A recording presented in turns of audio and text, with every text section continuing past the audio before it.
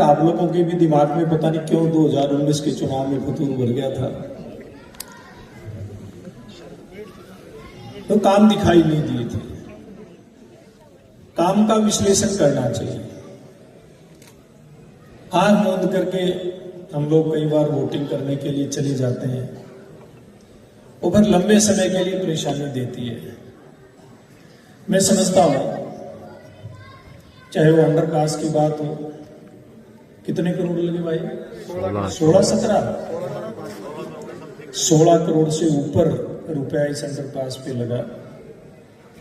और मुझे याद है बहुत सारे पत्रकार मित्र भी शायद जब मेरे खिलाफ मुर्दाबाद हो रही थी, जब इस मल्टी स्टोरी बिल्डिंग जो बनकर के तैयार हुई है, यहाँ का स्कूल कंडम घोषित कर दिया गया था। वास्तव में था भी कंडम, वो जगह भी बहुत थोड़ी थी। तो मैंने, ये पूरी टीम बैठी है यहाँ पर जाखल की, नए पुराने सब कार्यकर्ता उपस्थित है, मैंने हाथ जोड़ करके एक अनुरोध किया था कि यहाँ हम एक ऐसा भवन बनाएंगे जो शहर के काम आएगा, स्कूल दूसरी जगह बनाएंगे। तो मुझे याद है वहां पर काले झंडे लेकर के बच्चों को ढाल बना करके प्रदर्शन किया गया था कि नहीं किया था? कुछ अच्छा, आप सामने देखने वालों में से थे। अब मैंने एक बात कही थी वहां से कि हम ये बड़ा भवन भी बनाएंगे, स्कूल भी बनाएंगे। अब ये बताओ, बनकर के तैयार दोनों चीज हुई कि नहीं हुई? स्कूल में आपके बच्चे जा रहे हैं कि नहीं जा रहे हैं? ये करनी और कथनी जब व्यक्ति की एक होती है, तब जाकर के इस प्रकार के काम होते हैं। हम केवल यहाँ एमएलए, एमपी, मंत्री बनने के लिए राजनीति में नहीं आए। इस सब लोगों को जो यहाँ पर उपस्थित हैं, उनको भी, और जो मेरी बात मीडिया के माध्यम से सुन रहे हैं, उनको भी ये ध्यान होनी चाहिए। और जब आदमी सेवा के लिए राजनीति करता है तो ईश्वर का आशीर्वाद भी मिलता है। हार जीत लगी रहती है राजनीति में, हालांकि जनता को फैसला सोच समझ करके करना चाहिए। लेकिन मैंने जो कहा था जाखल के अंदर, वो करके हमेशा से दिखाया। जिन कामों की मैंने घोषणा की, एक भी काम नहीं रुका,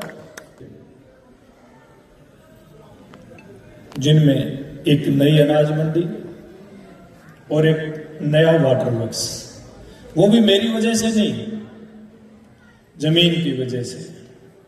तलवाड़ा का कोई भाई बंधु बैठा हुआ, वाटर वर्क्स के लिए वहां जगह मिल गई थी, आशु भाई, लेकिन उस जमीन का सर्वे करवाया, मिल गई थी क्या, देने के लिए तैयार थे हमारे किसान भाई, लेकिन जब सर्वे करवाया तो एक बात निकल करके आई कि उस जमीन में जब भी ज्यादा बारिश आती है, घग्गर के अंदर पानी आता है, तो फिर वो बाढ़ का रूप उस स्थान ले लेता है। तो अगर वहां बनवा देते तो बड़ा गलत काम होता है। सरकार का करोड़ों रुपए लगता रहा, जब भी बाढ़ आती उस बाढ़ के अंदर बह जाता, कोई लाभ नहीं था। इसी प्रकार से मंडी का भी यहाँ सर्वे 2-3 बार हुआ, लेकिन कई कारणों से वो काम सिरे नहीं चढ़ पाया, क्योंकि जमीन नहीं थी। मैं तो आज भी उस बात के ऊपर कायम हूं, अगर दोनों कामों के लिए आप जमीन उपलब्ध करवा देते हो तो भाई ये काम करने में भी और करवाने में मुझे कहीं कोई समस्या नहीं है। आपके दोनों काम ये भी हो सकते हैं, लेकिन बात है जमीन की। काम तो जमीन पर होना है, धरातल पर होना है, हवा के अंदर तो कुछ होना नहीं है।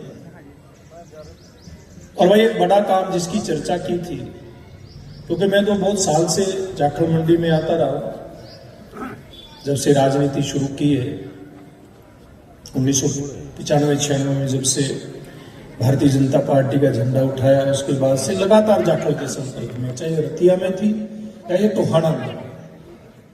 तो इसकी समस्याओं का मेरे को पता था। सरकार बढ़ते ही जो पहला बड़ा काम था वो आपके लिए एसटीपी बनवाया कि नहीं बनवाया, आपके हॉस्पिटल का सुधार किया कि नहीं किया, मतलब ये कहने की बातें नहीं थी। और एसटीपी के लिए जो जगह बहुत जिम्मेवारी के साथ कहता हूं, पत्रकार भाई सुन रहे हैं, आपके माध्यम से लाखों लोगों तक ये बात जाएगी। हरियाणा प्रदेश में मुख्यमंत्री मनोहर लाल जी ने विकास की एक नई गाथा लिखने का काम शुरू किया था 2014 में। उन्होंने किसान की जमीन का अधिग्रहण किसान की मर्जी से हो, वो पॉलिसी लेकर के आए थे, नई पॉलिसी जमीन अधिग्रहण की लेकर के आए थे, जिसमें किसान से सीधी जमीन खरीद की व्यवस्था थी, अधिग्रहण नहीं था उसमें। तो हमने हरियाणा का पहला, अगर इस पॉलिसी के तहत कोई जमीन का कोई ऐसा भाग खरीदा गया तो आपके जाखड़ के लिए एसटीपी की जमीन खरीदी गई, जिसके ऊपर एसटीपी बनकर के तैयार हुआ, जिसकी अगली डिमांड भी हमारे चेयरमैन विकास कामरा ने रखी है कि उसकी कैपेसिटी कम है। अभी ये कार्यक्रम समाप्त होते होते इसकी जिम्मेवारी अधिकारियों की लग जाएगी।